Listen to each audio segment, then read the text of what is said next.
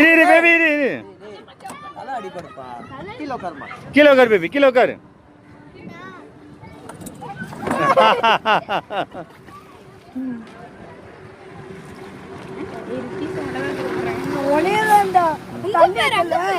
நீ எனக்கு தள்ளி விட்ட.